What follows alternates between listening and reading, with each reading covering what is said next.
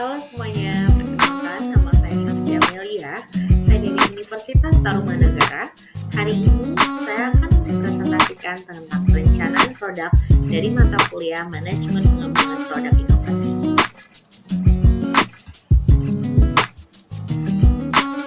Pertama-tama, saya akan membahas tentang perancangan.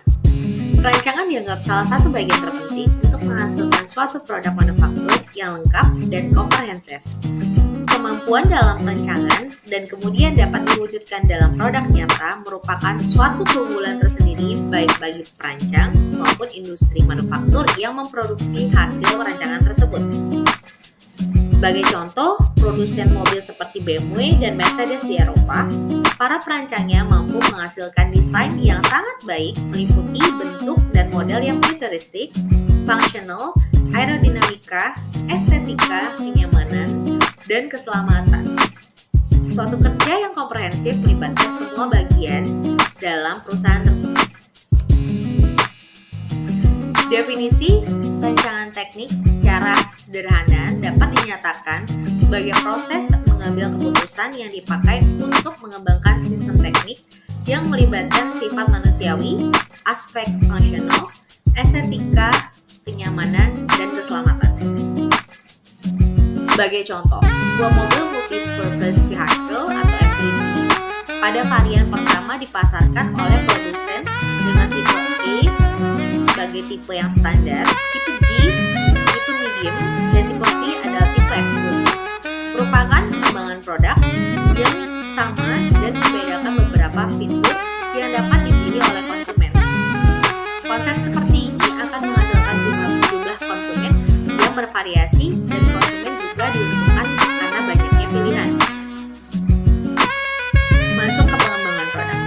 Pengembangan produk merupakan serangkaian aktivitas yang dimulai dari analisis persepsi serangkaian aktivitas yang dimulai dari analisis persepsi dan peluang pasar.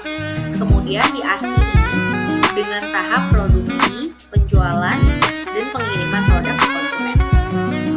Produk manufaktur yang dihasilkan dapat berupa produk jadi, komponen assembling, sub-assembling, atau bahan baku produk. Secara umum dalam proses pengembangan produk terdapat fungsi-fungsi utama dalam perusahaan manufaktur yang membantu terwujudnya produk tersebut. Fungsi-fungsi yang mendukung langsung pengembangan produk tersebut meliputi pemasaran, perancang atau desainer, manufaktur, dan distribusi. Selanjutnya untuk organisasi pengembangan produk. Dalam proses pengembangan produk manufaktur dikenal beberapa organisasi perusahaan yang biasa digunakan sesuai dengan fokus yang dilaksanakan oleh perusahaan tersebut. Fokus perusahaan yang berbeda, maka menggunakan jenis organisasi yang berbeda pula. Demikian juga dengan kapasitas dan yang dihasilkan oleh perusahaan juga mempengaruhi besar kecilnya organisasi perusahaan tersebut. Pemilihan jenis organisasi pengembangan produk difokuskan pada dua kelompok besar, yaitu perusahaan manufaktur dan perusahaan pemrosesan. Selanjutnya, berikut penjelasan tentang tim pembangunan produk. Pengembang produk manufaktur merupakan suatu proses dan melibatkan banyak bagian. Bagian-bagian tersebut bisa dilihat di sini.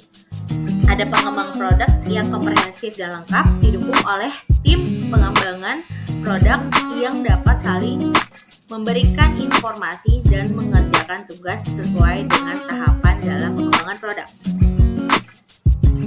Lalu tantangan pengembangan produknya bisa dilihat di sini. Ada trade-off, lalu dinamika, detail, tekanan waktu, dan faktor ekonomi.